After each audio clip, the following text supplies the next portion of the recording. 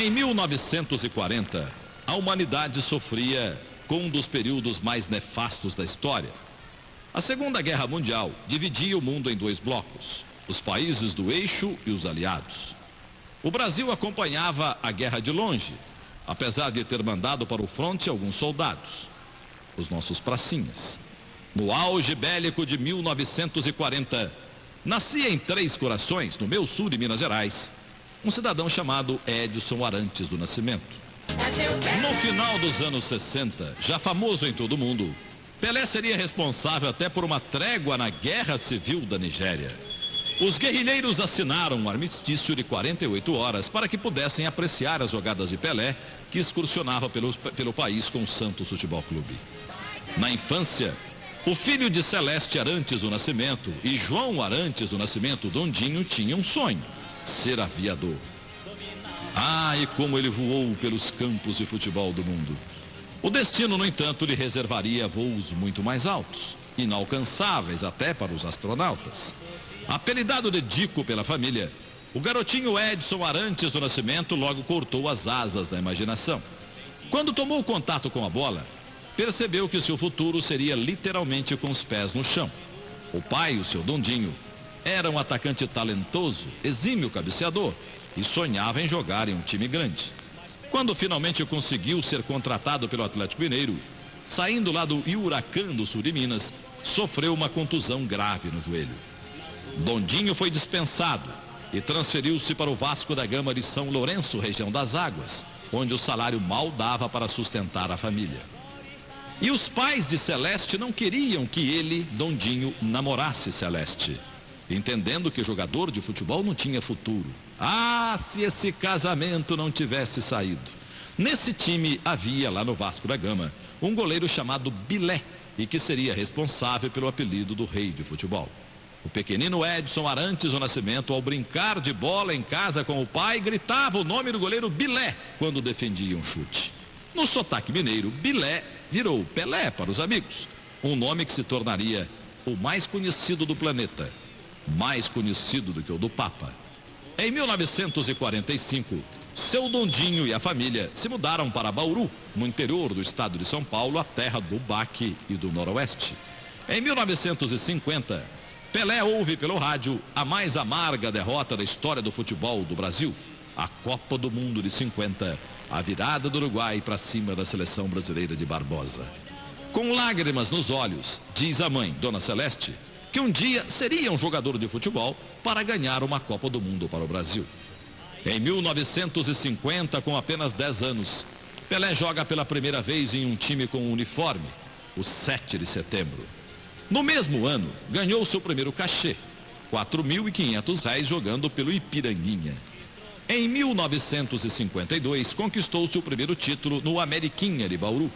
Com 14 anos, magrinho, pernas finas, Pelé ingressou no Baquinho, também de Bauru, o Bauru Atlético Clube, e foi bicampeão em 1954 e em 55.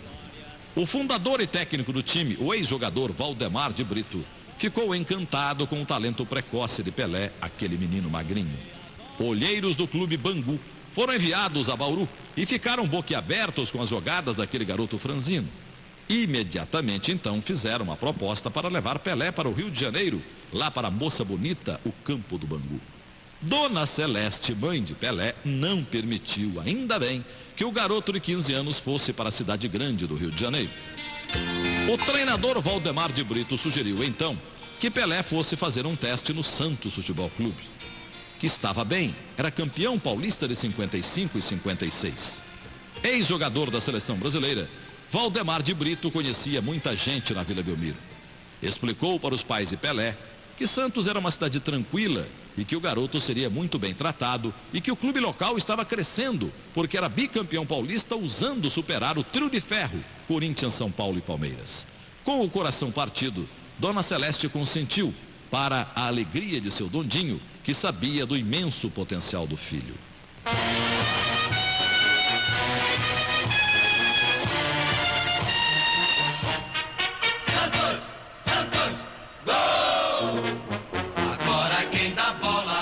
E agora, um momento de emoção.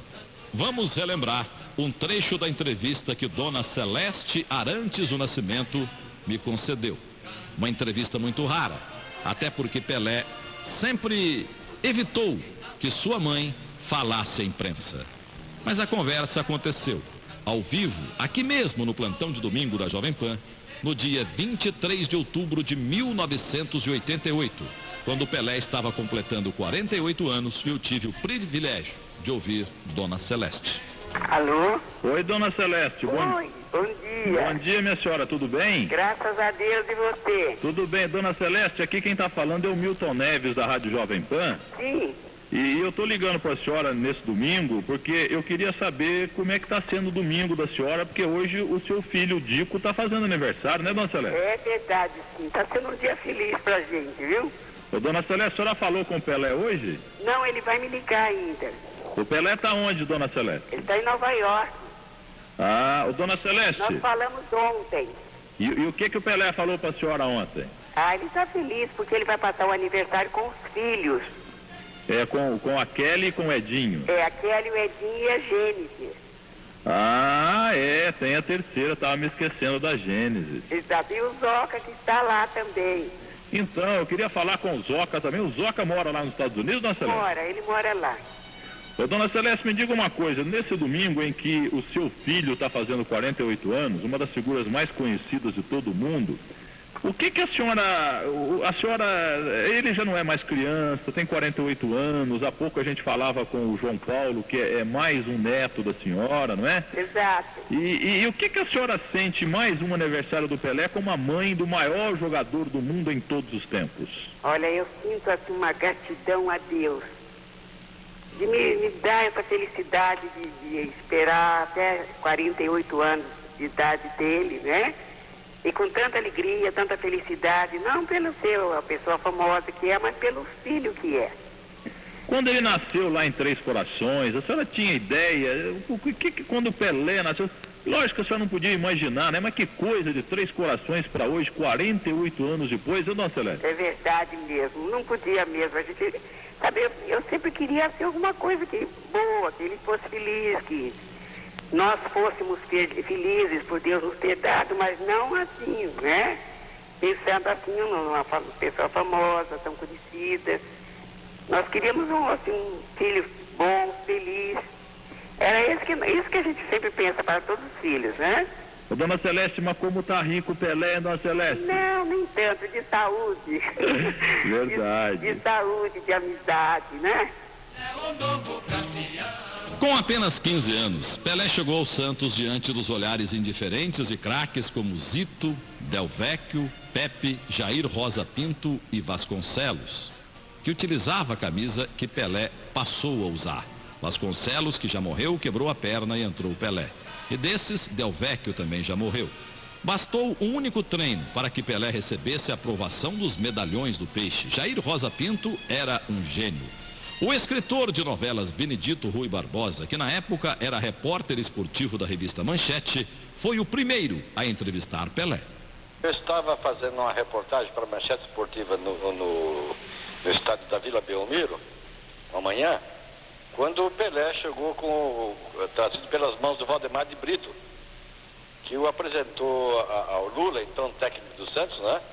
Dizendo que estava trazendo para ele um fenômeno.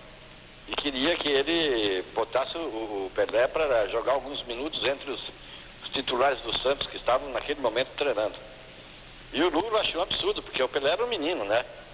Tinha 15 anos, era magrelo ainda, era um tizio. E o Lula disse que não, discutiram um pouco lá, mas lá pelas tantas houve uma alteração, não me lembro se foi o Del Vecchio, alguém que pediu para sair. E sentiu a perna, qualquer coisa, e o Lula pôs o Pelé durante 15 minutos. E nesses 15 minutos que o Pelé entrou, já mostrou, assim, de sobejo, né, que ali estava realmente um craque, né. O Lula ficou espantado com a atuação dele todo. Os jogadores do Santos começaram a chamá-lo de gasolina, porque ele era muito rápido. Pega o gasolina, né. Virou até uma brincadeira. E assim que terminou o treino, o Lula já disse para o Pelé mandar o pai dele para Santos, porque ele queria conversar com o pai dele, a diretoria do Santos queria conversar.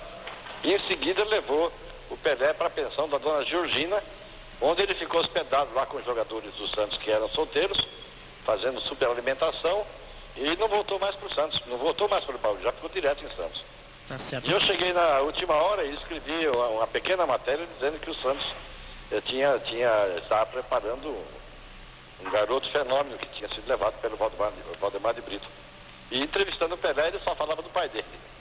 Para que o jogador tinha sido o pai dele, o Dondinho, que tinha quebrado o joelho numa jogada com o Augusto, que era zagueiro do Vasco da Gama, e o pai do Pelé jogava no Atlético. Ele tinha adoração pelo pai, né? E essa foi a primeira matéria que saiu publicada no jornal sobre o Pelé, é o que me consta. Em 1956, num jogo da Liga Amadora, o Santos perdia do Jabaquara por 1-0 na Vila Belmiro e Pelé desperdiçou um pênalti nos minutos finais. Era a primeira e seria também a última vez que Pelé deixaria se abalar pelas vaias da torcida. Menininho, muito jovem, inexperiente, morto de saudade da família em Bauru, tentou fugir do clube. Só não fez porque foi impedido por um funcionário do Santos que o flagrou de partida na calada da noite. O Zito viu isso também. Meses depois, Pelé chegou a ser oferecido ao Vasco da Gama. O dirigente Antônio Soares Calçada, que até hoje é presidente do Vasco, quando soube que Pelé tinha só 15 anos, nem quis saber mais do assunto. Dizem que 2 anos depois, quando viu Pelé na seleção, Calçada contraiu uma úlcera nervosa que o acompanhou para o resto da vida. Então continua acompanhando. Pelé estreou no Santos no dia 7 de setembro de 56, num amistoso contra o Corinthians de Santo André, e marcou um dos gols na vitória santista por 7-1. Em 57, Pelé foi artilheiro do Paulistão, feito que repetiu pelos 9 anos seguintes e ainda em 69 e 73. Só em 68 perdeu para a Teia da Ferroviária. Pelé conquistou 9 títulos paulistas e também é o maior artilheiro do torneio. Em 58 marcou 58 gols, um recorde absoluto até hoje. Em 57, Pelé foi convocado para a seleção brasileira e fez o seu gol, apesar da derrota por 2-1 para a Argentina. A seleção brasileira nunca mais seria a mesma com Pelé. A prova veio na Copa do Mundo de 58, quando o mundo conheceu um negro mirradinho, com cara de moleque. Custou, mas o nosso dia chegou. Custou, mas o nosso dia chegou. Desorde, Bellini, Gilmar, que defesa espetacular. Orlando, Milton, Santos e Tino, fez o russo virar menino. Garrincha de Pires, Mazzola, Baba e Cagalo, e o Pelé foi infernal. Campeão mundial. O gol de Pelé contra País de Gales, contra o goleiro Kelsey, foi uma das maravilhas do futebol. Pelé matou no peito na grande área e deu um chapéu no Beck Alkinson e fuzilou para o gol. Pelé fez mais 5 gols na Copa de 58, 3 contra a França na semifinal e 2 contra a Suécia na decisão do título. Ao final do jogo, o mundo inteiro se emocionou com a imagem de Pelé chorando e sendo carregado nos ombros, e no peito também chorou no peito do goleiro Gilmar. Em 62, no Chile, Pelé já era uma marca mundial. Hurra, hurra, Brasil, Brasil, Brasil.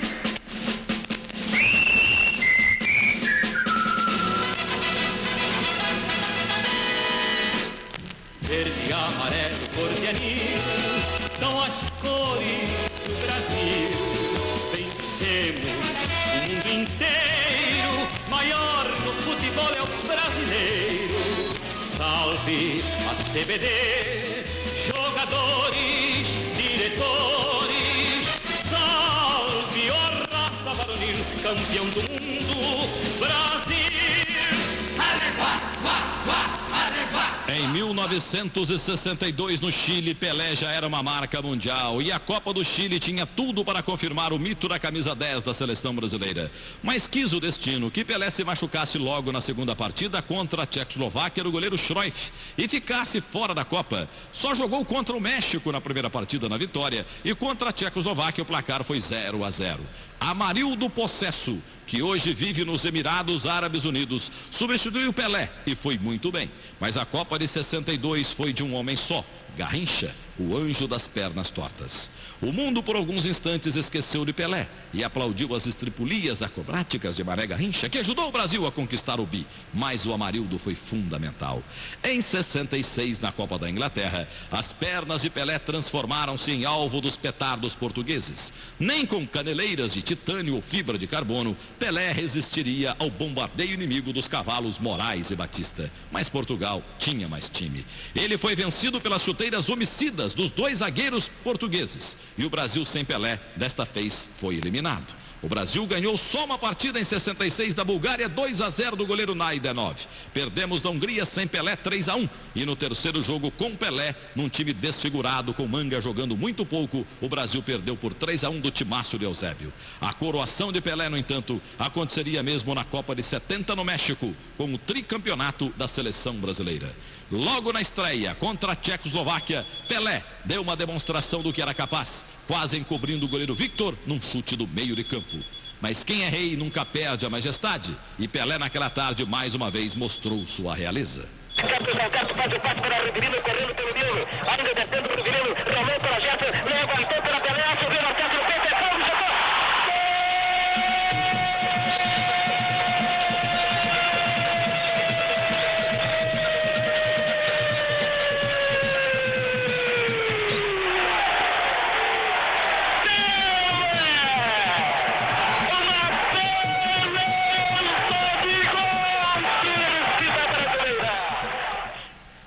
Era a hora da Inglaterra, atual campeã do mundo que chegava para tentar o bicampeonato. O goleiro Gordon Banks, neste jogo, fez aquela que foi considerada a maior defesa de uma Copa do Mundo, após cabeçada de Pelé, cruzamento de Jairzinho. Jair, o furacão da Copa, que marcou gol em todas as partidas, garantiu a vitória do Brasil por 1-0. Na semifinal contra o Uruguai, Pelé mostrou como a arte de um craque pode transformar o futebol em pura magia. Bastaram 3 personagens para a cena se transfigurar num dos momentos mais lindos já vistos num campo de futebol. O goleiro Mazurkiewicz, a bola e Pelé. Foi um lance poético. Pitecampotrus ficou erectus só para Pelé receber aquela bola. Criação absoluta, seu corpo sai de si e fibra a fibra monta em Mazurkiewicz uma Michelangelo escultura do desespero humano. Indiferente, a bola segue só, mas controlada. Ímã, ângulo, relógio. Pelé a retoma, dribla o goleiro e a pega em sua órbita umbigo para pôr o destino em seu lugar. Gol. Gol não foi para quem não seguiu o traço daquele chute. Em vez de ser detida pela rede efêmera, a bola partiu num voo que nunca tem fim. Milimetricamente, Pelé nos mostrou a eternidade.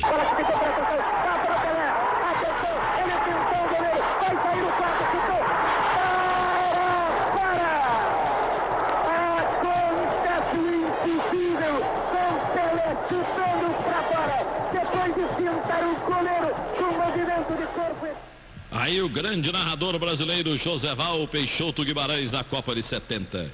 Na final contra a Itália, mais uma apresentação de gala de Pelé e companhia, com a goleada de 4-1 para selar o tri. Fizemos 1-0, tomamos um empate e fizemos 4-1.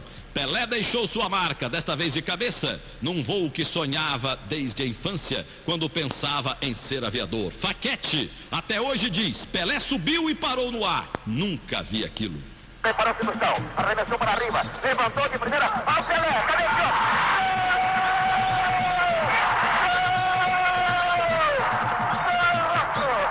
Golaço de Copa! Golaço do Brasil! Pelé, número 10! Movimenta-se o placar da Copa! No estádio Azteca da capital mexicana! Pelé, número 10! A evolução de Riverino pela esquerda! O levantamento sobre a zaga italiana. Pelé subiu, testou, ângulo esquerdo do gol. Pelé, número 10. Quando faltavam... Aí a voz de Pedro Luiz Paulello em 1970. Ele que antes marcou época também aqui na Rádio Pan-Americana, emissora dos esportes. Ao final da Copa de 70, a mitificação de Pelé estava completa. Nenhum jogador até hoje conseguiu conquistar 3 Copas do Mundo como Pelé. Foram 1.283 gols em jogos oficiais, sendo 1.091 pelo Santos em 1.114 partidas. Na seleção brasileira, Pelé também é o artilheiro máximo, com 95 gols em 116 jogos. Um dos momentos mais emocionantes da carreira de Pelé aconteceu no dia 19 de novembro de 69. Pelé tinha 999 gols e o jogo no Maracanã contra o Vasco atraiu uma multidão ávida pelo milésimo. Vasco e Santos empatavam em 1-1 até os 32 minutos do segundo tempo. O gol do Vasco foi de Belete, ou Benete, ex-jogador do Juventus. Aí aconteceu um lance capital, que foi narrado por Joseval Peixoto Guimarães pela Jovem Pan, tendo Geraldo Blota como repórter. Bola dominada por Lima, Lima entregando para Clodoaldo, Clodoaldo caminha com a bola, vai penetrando, Pelé, atenção, foi lançado, dominou, derrubado! Derrubado Pelé! Para impedir a conquista dos 1000 gols! Moacir e René já haviam sido batidos! Pelé ia faturar o 1000! Foi derrubado na área! O árbitro inflexível marca. Penalidade máxima. Geraldo Blota. Meus amigos, o juiz está sendo pelos jogadores do Vasco, na sua totalidade. 1, 2, 3, 4, 5, 6, 7, 8 rapazes. Atenção, Brasil. Bola na marca fatal. Ele que já faturou tantas de bola parada, tanto na marca do pênalti como de longa distância. Agora está preparado para a sua consagração, para entrar para a história do futebol universal.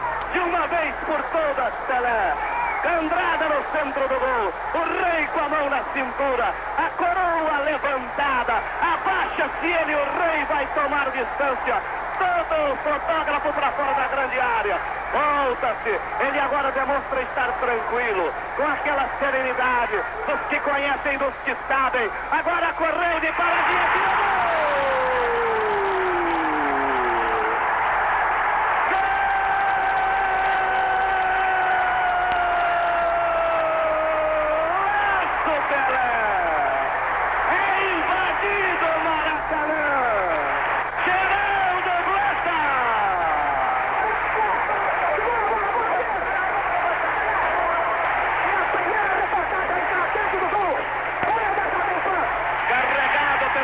companheiros, vai fazer a volta olímpica.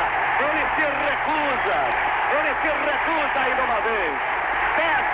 Pede por favor para que não façam isso. Mesmo assim todos o cercam. A equipe do Santos o aguarda em fila indiana, no centro de campo. Os repórteres é que conduziam Pelé.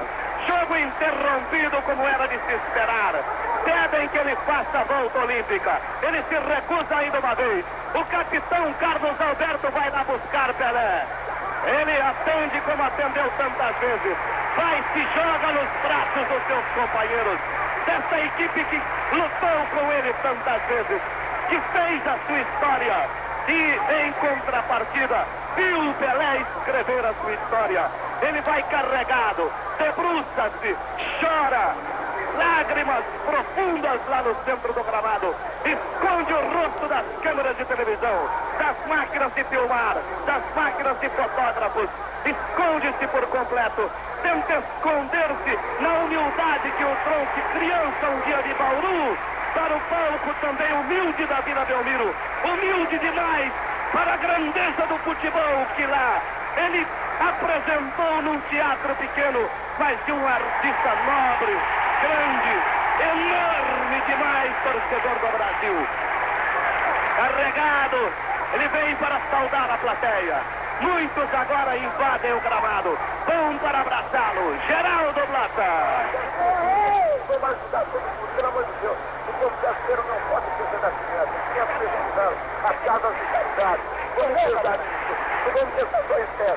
Pelo amor de Deus, olha o Natal das crianças, olha o Natal da pessoa. Tem tantas instituições de caridade aí.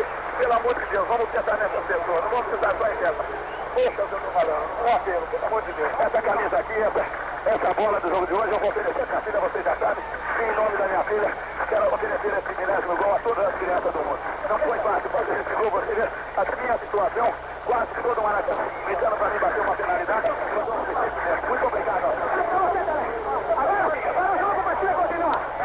Somente agora eu vou deixar o Pelé, porque ele vai apenas ficar com a camisa número 1000, já que retirou nesse instante a camisa número 10, porque a bola foi gravada, guardada, e agora com a camisa número 1000, Pelé fica no gramado para receber os aplausos da assistência.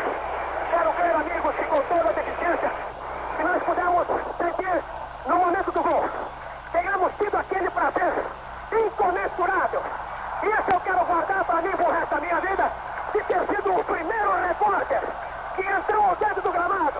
Sr. juiz, quero parabenizá-lo pela maneira folgadaz, feliz, espetacular como o senhor ficou nesse pênalti. Eu agradeço ao senhor, mas a bola foi a penalidade máxima, indiscutível, estava em cima do lance. Eu não preciso prejudicar time nem de A nem de B. Se ele fez o gol, foi um gol lícito. E depois quem está falando de mim, a consciência vai doer e vai saber se eu tenho certeza ou não depois. Aí o grande Geraldo Blota, o GB, mas que não foi pênalti, não foi mesmo não, viu? O zagueiro Fernando nem encostou no Pelé, não foi pênalti não. Mas beleza, grande trabalho de Joséval Peixoto da Rádio Jovem Pan e do GB que ficou para a história. O primeiro repórter do mundo a entrevistar Pelé depois do 1000º gol. Pelé dedicou o 1000º gol às criancinhas do Brasil e pediu aos governantes mais atenção com os jovens. Foi ridicularizado, mas o Pelé tinha razão. Anos mais tarde, a entrevista aqui à Jovem Pan, Pelé comentou que estava certo sim quando fez o alerta. Em 69, quando do 1000º gol, nós estávamos nos preparando para uma festa que veio depois, que foi a conquista da Copa do Mundo. Então, naquela época, eu já falava com respeito às crianças, principalmente no dia do 1000º gol, quando eu falei que era para dar atenção mais às crianças, uma coisa que veio espontaneamente. Depois, muita gente que não entendeu achou que era demagogia. E hoje você vê o movimento que está sendo feito aí em prol às crianças, a delinquência juvenil. Se por acaso, naquela época, as autoridades levassem as coisas a sério, o que eu falei a sério, o que muita gente vem falando a sério, talvez hoje a gente tinha já talvez 10 anos depois, já é uma geração de crianças que estariam mais ou menos preparadas para esse mundo difícil que a gente está levando. O próprio Pelé elegeu o gol antológico dele, tá? Porque dos quase 1.300 gols, qual teria sido o gol mais bonito que ele marcou? O próprio Pelé elegeu o gol antológico de sua carreira na partida contra o Clube Atlético Juventus na Rua Javari pelo Campeonato Paulista em 1959. Um gol que ninguém filmou. Pelé invadiu a grande área, deu uma meia-lua no zagueiro Clóvis, que era do Corinthians. Aplicou 2 chapéus seguidos nos backs Lima, que jogaria no Santos, e Pando. Outro chapéu no goleiro Mão de Onça e tocou de cabeça. Outro gol que Pelé considera uma obra-prima ocorreu no dia 5 de março de 61 contra o Fluminense. As imagens desse gol ninguém tem. Pelé recebeu a bola do goleiro Gilmar na intermediária e arrancou rumo ao gol. No caminho driblou 6 jogadores do Fluminense, dentre eles Edmilson, o centroavante Valdo, que estava um pouco recuado, o Escurinho, ponta esquerda, o Altair, lateral esquerdo, o Jair Marinho Pinheiro, e tocou na saída do goleiro Castilho.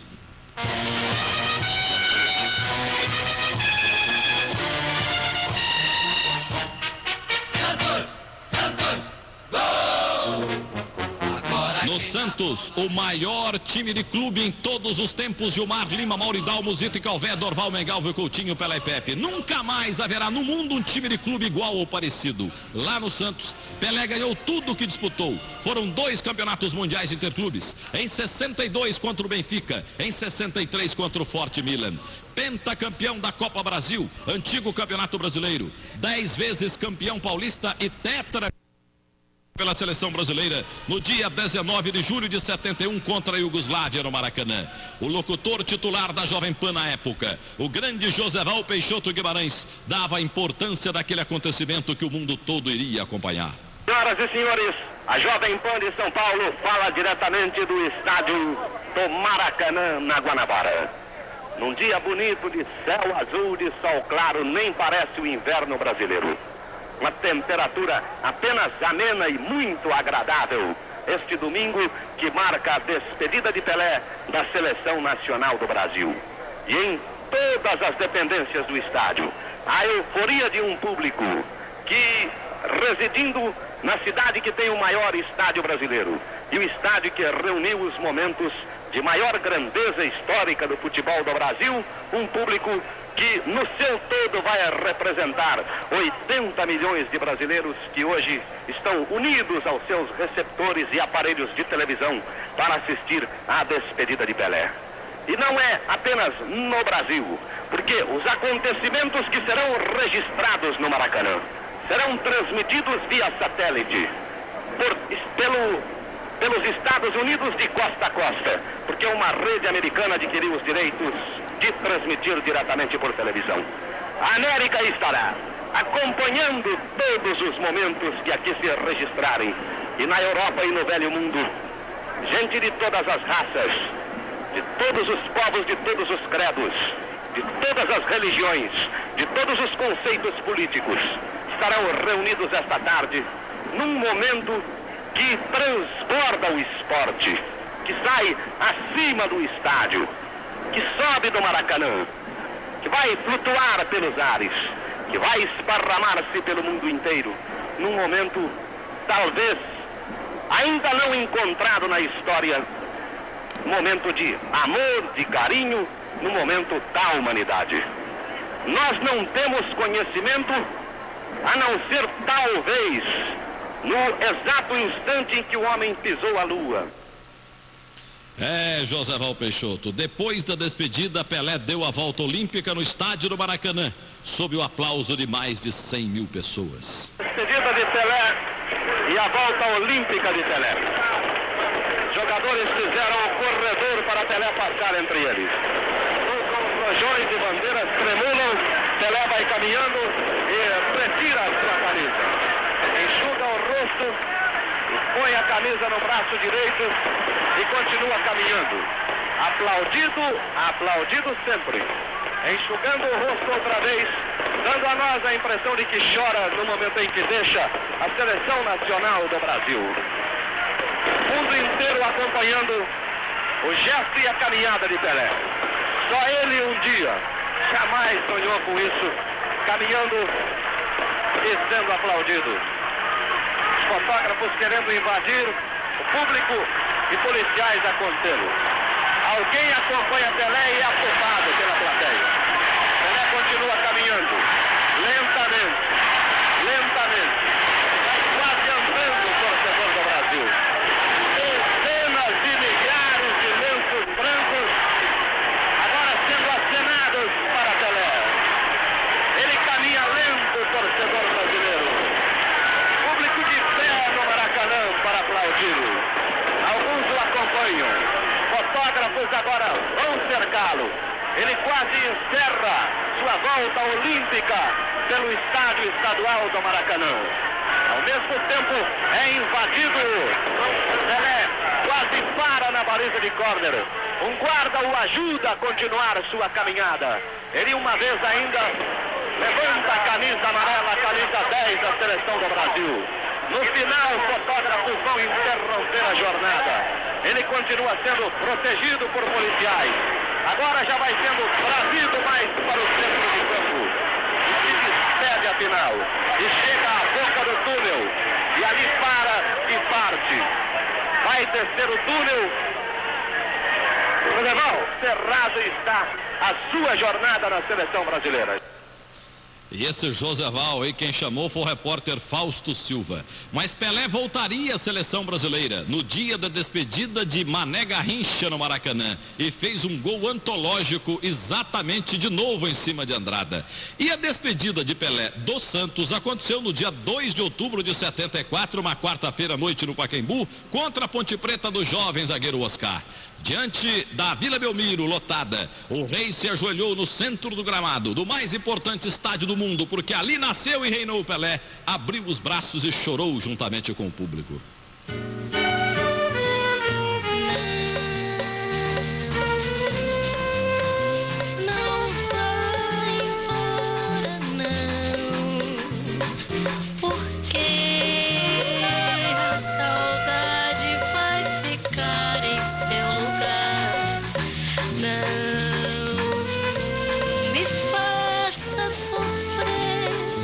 mesmo ano, depois de 6 meses de intensa negociação, Pelé voltou ao futebol e se transferiu para o New York Cosmos. Pelé seria o garoto propaganda da Liga Norte-Americana de Futebol e ajudaria a desenvolver o esporte nos Estados Unidos. Ali, o seu casamento com Warner, Pelé conheceu o marketing. No Cosmos, Pelé disputou 107 jogos e marcou 65 gols em 3 anos de clube. No dia 1º de outubro de 77, Pelé se despediu do futebol de vez, numa partida entre Cosmos e Santos. O jogo acabou empatado 2-2. Pelé jogou meio tempo para cada lado e ele fez um gol no Santos. O único gol que ele fez no time do Santos, no goleiro Flávio. Muitas frases sobre Pelé também tornaram-se célebres. Uma delas: se Pelé não tivesse nascido homem, teria nascido uma bola, comentou o jornalista Armando Nogueira. O jornal inglês Times respondeu uma pergunta formulada por ele mesmo: como se soletra Pelé? A resposta foi God, G-O-D, Deus foi a resposta. Ele desequilibrou o mundo, sentenciou o goleiro da Copa de 58 e 62, o grande Gilmar dos Santos Neves. Eu me recuso a chamar Pelé de jogador. Ele está acima de tudo, constatou Puskás, Ferenc Puskás, o craque da seleção húngara da década de 50. Após o 5º gol, eu queria aplaudi-lo. Entusiasmou-se Sig Parling, back sueco, que enfrentou Pelé na final da Copa de 58, quando o Brasil virou de 0-1 para 5-2. Eu pensei que ele era feito de carne e osso como eu, me enganei, disse o zagueiro italiano Tarcísio Burnichi, que marcou Pelé na final da Copa de 70 na Cidade do México. Ele é o único que ultrapassa os limites da lógica, declarou Cruyff, o melhor jogador da Holanda de todos os tempos. E neste 23 de outubro de 2000, amanhã, muitos amigos de Pelé vão cumprimentaram demais o rei pelos 60 anos de vida. Abel Verônico da Silva Filho, ex-ponta esquerda que veio do América do Rio de Janeiro, que comanda o departamento amador do Santos, é um dos que parabenizam o atleta do século. Na verdade, para nós, todos aqueles que tivemos a felicidade de jogar junto a Pelé, hoje é uma data histórica, né? Mais 60 anos, são 30 anos de convivência com o rei, praticamente. Eu acho que é uma alegria para todos nós que tivemos a felicidade de jogar com ele. Eu acho que o Pelé, acho que ele deve ter tudo. Eu acho que eu, por exemplo, e o brasileiro, deveria dar o nosso reconhecimento a ele. Por tudo aquilo que ele fez pelo futebol brasileiro, eu acho que ele deve ser eternamente reconhecido. Abel, a exemplo de todos que jogaram com Pelé, tem histórias interessantes sobre o rei. Toda vez que a gente viajava a gente sempre mandava o Pelé na frente na hora de descer do avião, né? Porque quando o Pelé descia, todo mundo saía atrás do Pelé, então a gente esperava para sair na manha, devagar e tal, descontraídamente, enquanto a multidão corria atrás do Pelé. Eu lembro, por exemplo, que isso sempre vem à minha mente, é um jogo que nós jogamos em Presidente Prudente. A Prudentina estava com um timaço, havia trazido para São Paulo vários jogadores do Vasco, e jogamos às 3 horas da tarde com um calor terrível que é lá em Prudente, você sabe. E aquele medo, né, de um jogo duríssimo, o Pelé simplesmente fez 5 gols. E esse jogo ficou na minha mente para sempre, esse jogo, que o homem fez 5 gols, não foi um só, 5. E os zagueiros que a Prudentina trouxe do Vasco da Gama foram Barbosinha, quarto zagueiro, e Joel Martins, lateral direito. Mas eu tenho sobre viagem uma história ainda melhor que me foi contada por Oberdan Vilaim, o quarto zagueiro e back central do Santos, que jogou 10 anos com Pelé na Vila Belmiro. O Santos viajava para o mundo inteiro e muitas vezes em aeroportos europeus, africanos, asiáticos, não havia lugar para a delegação inteira, sempre de 25, 27 personagens, entre jogadores, cartolas e comissão técnica. Aí havia a necessidade da divisão em 2 grupos da delegação do Santos, 12, 13, 14 num avião, num voo, e mais 12, 13, 14 no outro voo, pois todo mundo queria ir no avião do Pelé, porque todo mundo tinha certeza que o avião onde o Pelé iria jamais cairia, então ninguém queria ir no outro avião, todo mundo queria ir no avião do Pelé, porque no avião do Pelé não tem problema, o avião não cai nunca. Essa história deliciosa é do Oberdan.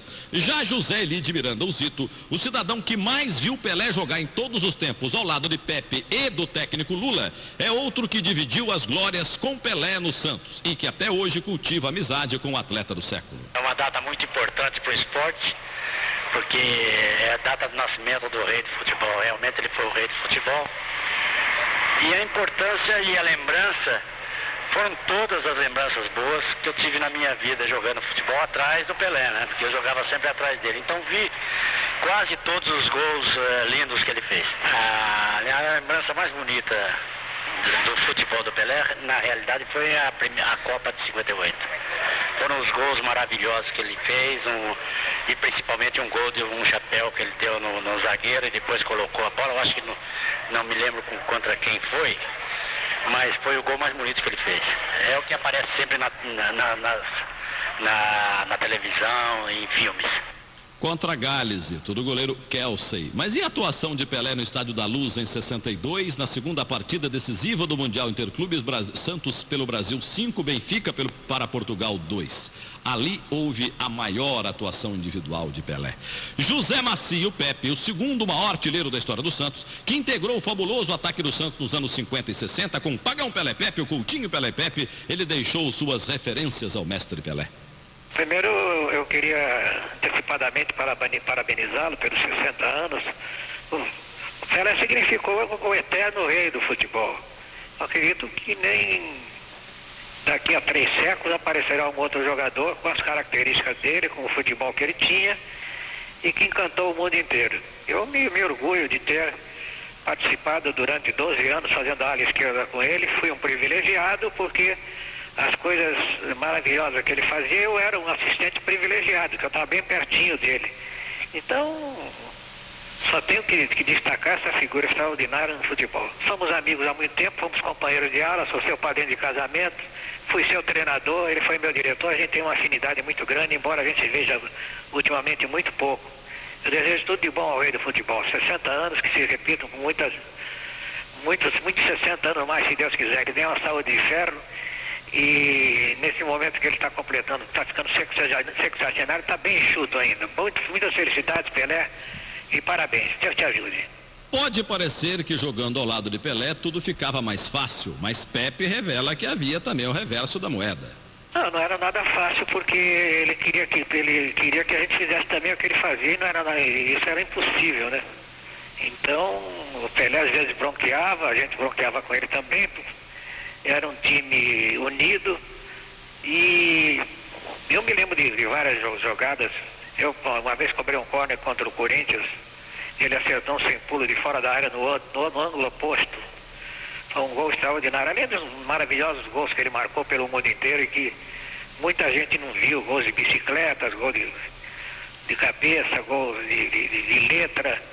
Então foram anos inesquecíveis, realmente. A melhor partida do Pelé, no meu modo de ver, de todas as que ele jogou, foi contra o Benfica, quando nós fomos campeões mundiais em Portugal. Ele fez 3 gols, nós ganhamos de 5-2, eu marquei um e o Coutinho outro. Ele fez um gol que ele chegou até a driblar o guarda que estava encostado à trave. Driblou os 2 zagueiros, fintou o goleiro, o guarda lá por ali também foi fintado e tocou a bola para dentro do gol. Esse foi um gol maravilhoso. E o goleiro do Benfica era Rita, e não era Costa Pereira. O Rita e o Costa Pereira, os 2 goleiros na época, Maracanã e também lá na cidade de Lisboa. Não falei desse jogo 5-2, o Zito não lembrou, mas o Pepe lembrou sim. Pepe também tem a sua história curiosa a respeito de Pelé, e dessa ele não se esquece jamais. Certa vez eu estava com o Peixinho no Chile, e o Pelé estava cansado de tocar violão no quarto, e não podia sair porque tinha muita gente assinando, pedindo autógrafo para ele na rua, né? E havia um cinema em frente, nós compramos 3 entradas, eu, o Peixinho e o Pelé entrou correndo no cinema. Ele entrou um monte de gente atrás dele, estava escuro, a sessão já tinha começado, ele pensou que ia ter sossego, mas sentou um cara do lado dele com um gravador, querendo entrevistá-lo, perguntando: Pelé, o que você está achando do filme, como é que está o filme, o que você acha da atuação do ator? Então são fatos assim interessantes e curiosos. Jairzinho Furacão da Copa de 70, em poucas palavras, resume o que significa Pelé para o futebol. Pelé é um mito, né, que está até hoje e vai se perpetuar eternamente na história do futebol mundial como o melhor de todos os tempos. Só uma pessoa, em termos de Copa do Mundo, tem um currículo mais vitorioso do que Pelé. Mário Jorge Lobo Zagallo, o virtual técnico agora do Flamengo, é tetracampeão mundial, 2 como jogador, 1 como técnico e outra na função de coordenador. Bem, jogar ao lado do Pelé foi uma coisa excepcional, mas eu sempre disse que o Pelé é que jogou comigo, porque eu sou 10 anos mais velho do que ele.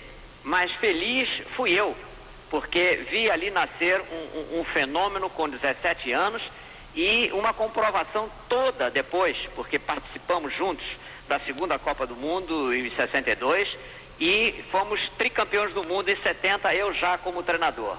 Uma carreira magnífica, uma carreira inigualável, foi o melhor jogador de todos os tempos até hoje. Nós estamos no ano 2000 e eu creio que vai ser difícil aparecer outro talento como o Pelé. Zagallo, que é 10 anos mais velho do que Pelé, lembra do jovem garoto de 18 anos que iria disputar a sua primeira Copa do Mundo. Em 58, no Mundial da Suécia, Pelé encantou o mundo com seu futebol e se consagrou como jogador. Virou rei, fez sucesso também fora de campo. Tem um gol que o que antecede ao gol foi uma tabelinha feita nas pernas do próprio adversário, em que ele recebeu a própria bola na frente nessa tabela e acabou fazendo o gol. Então é jogada de gênio, né? Porque o gol foi uma consequência de uma jogada que ninguém poderia pensar em realizar e somente ele realizou. O capitão do Tri, Carlos Alberto Torres, jogou ao lado de Pelé na seleção e no Santos. Teve a satisfação de jogar 14 anos ao lado de Pelé. E voltando ao Zito, que falou uma coisa importante, o Pepe também. Os gols que ele, Zito, que ele, Pepe, que ele, Lula, viram, só eles viram, porque não havia televisão na época. Eles garantem que, se o Pelé tivesse tido a televisão que tem hoje, por exemplo, o Ronaldinho, ele seria 500 vezes mais famoso do que é. Carlos Alberto Torres se considera um privilegiado por fazer parte do período de ouro do futebol brasileiro, que teve Pelé como seu maior expoente. Acho o Pelé uma figura extraordinária, é a maior figura do esporte no mundo, sem dúvida nenhuma. Eu, como brasileiro, fico muito feliz quando todo mundo pergunta do Pelé, fala do Pelé.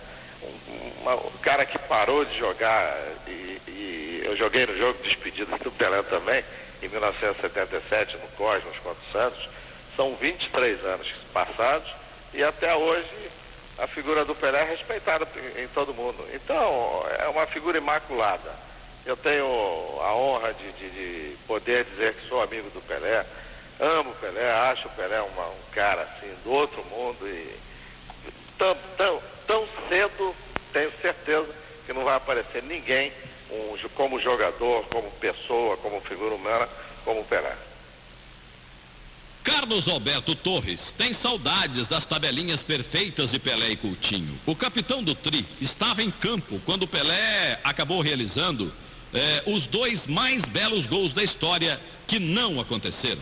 Vamos dizer, por exemplo, uma jogada que... Aquelas jogadas que todo mundo lembra aí do Pelé, através da televisão, que ele fez na Copa de 70, né? Driblando somente com o Corro, o goleiro do Uruguai. Aquela jogada...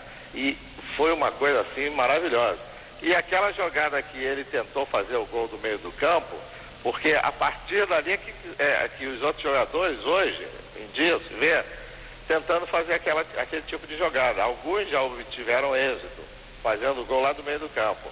Mas antes daquela jogada do Pelé, daquela tentativa do Pelé do meio do campo tentar fazer o gol, eu pelo menos nunca vi nenhum jogador tentar fazer aquele tipo de jogada. Então o Pelé foi pioneiro naquela tentativa, né? E hoje os jogadores estão todos aí tentando repetir o nosso querido rei. E parabéns, Carlos Alberto, pela porrada que você deu no loirinho Lee da Inglaterra em 70. Ele tava um cavalo, aquele loirinho em cima do Everaldo, e depois que você deu uma porretada nele, ele sumiu e ganhamos o jogo por 1-0. O Carlos Alberto Torres conviveu muito tempo com Pelé nas concentrações, época em que atuavam no Santos. Segundo Carlos Alberto, Pelé não se desligava do futebol nem quando estava dormindo.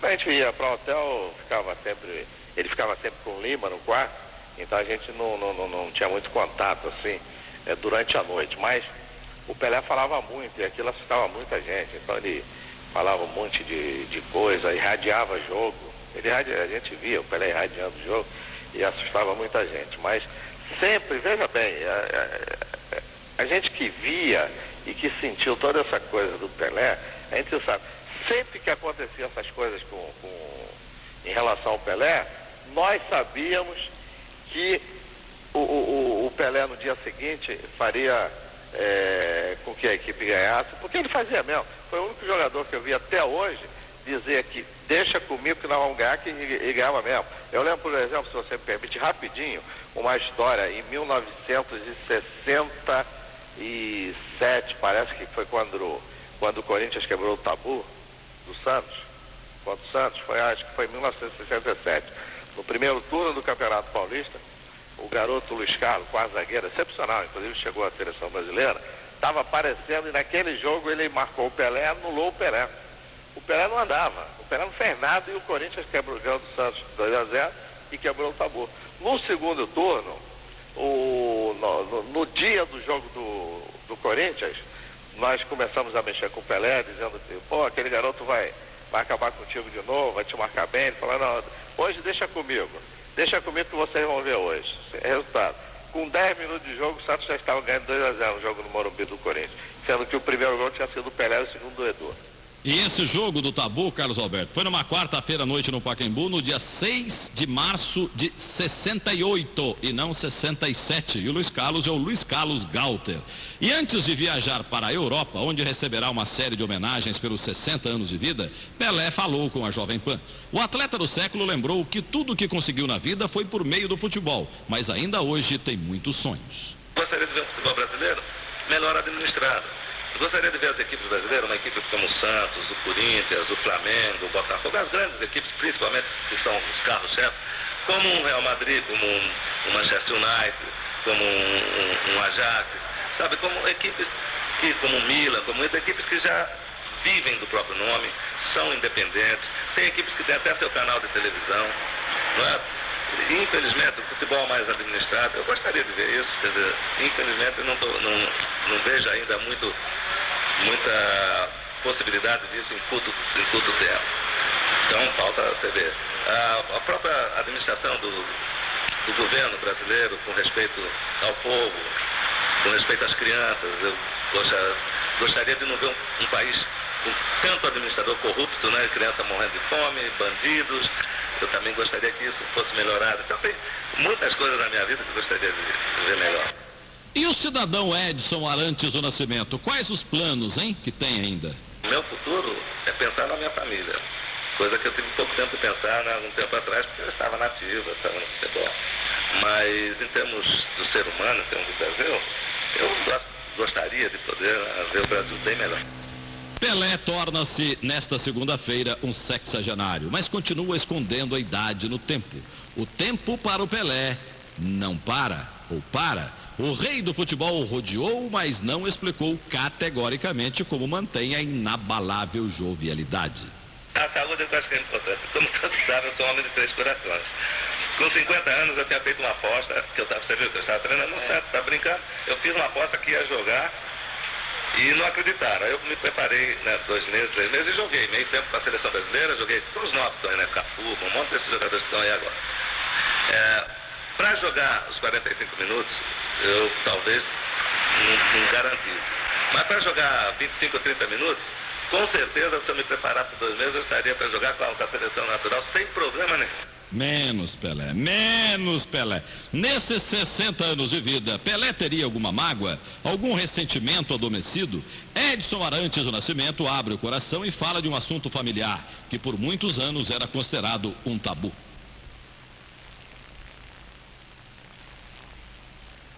Então, esse assunto tabu envolve a filha dele, Sandra Regina. A filha que ele acabou assumindo na justiça. Mas hoje já muda o seu discurso. Olha, arrependimento, eu só tenho que agradecer a Deus, eu não tenho arrependimento nenhum. Claro que você não tem perfeição na vida, né? Nem Jesus Cristo foi unânime. Então, algumas coisas que às vezes não foram bem entendidas ou não foram bem explicadas. Quer ver uma coisa que talvez não tenha sido bem explicada? O fato da minha filha Sandra. Nesses 60 anos é uma coisa que registrou, ficou marcado. Por quê? Porque não foi bem explicado. Porque até hoje existe cidadão brasileiro que acha que eu não assumi a Sandra. E na realidade, há 8 anos atrás eu já assumi a Sandra, há 8 anos atrás eu já fiz DNA, todo mundo sabe disso.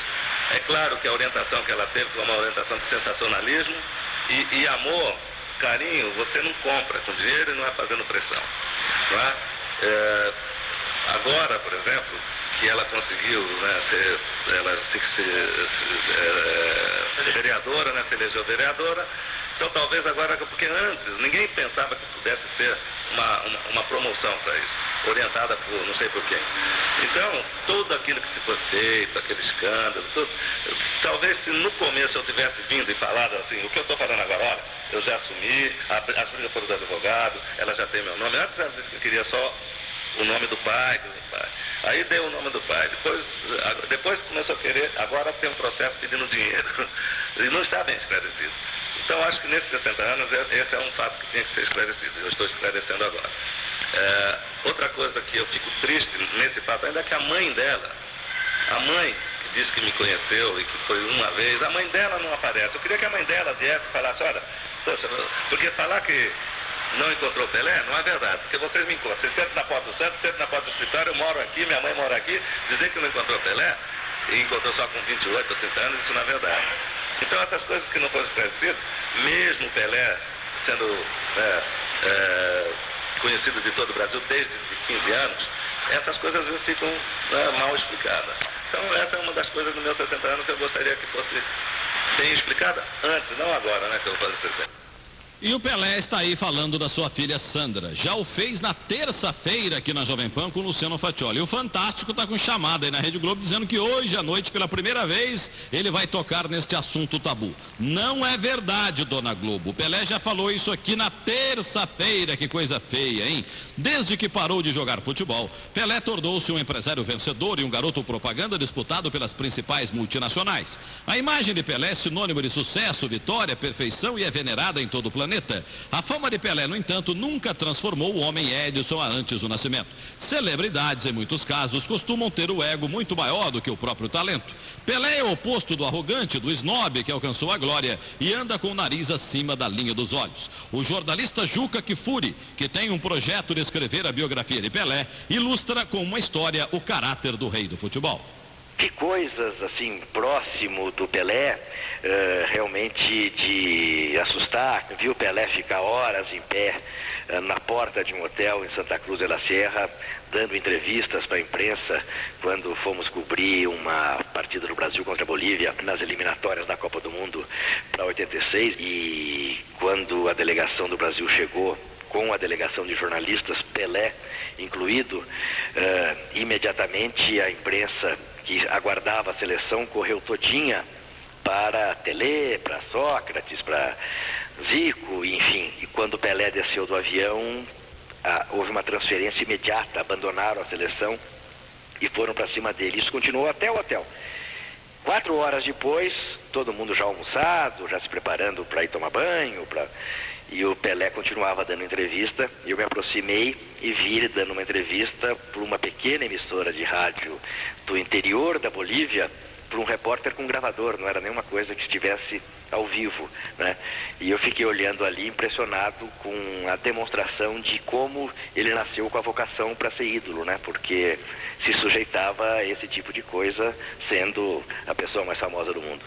E eu tenho uma história também, meu caro Juca Kfouri. Estava no escritório de uma multinacional, ao lado do Pelé e de mais 3 executivos, no primeiro semestre desse ano de 2000, e a conversa já estava por volta de 20, 25 minutos. Uma secretária interrompe a reunião para dizer: Pelé, tem uma pessoa querendo falar com você, você pode atender agora? Quem é? É o Henry Kissinger. Henry Kissinger. Não, diga para ele que assim que terminar eu ligo, é rápido, é rápido. Ah, pois não.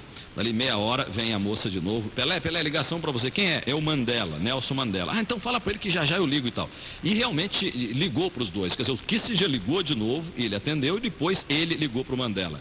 Então, as pessoas que ligam para o Pelé são desse nível.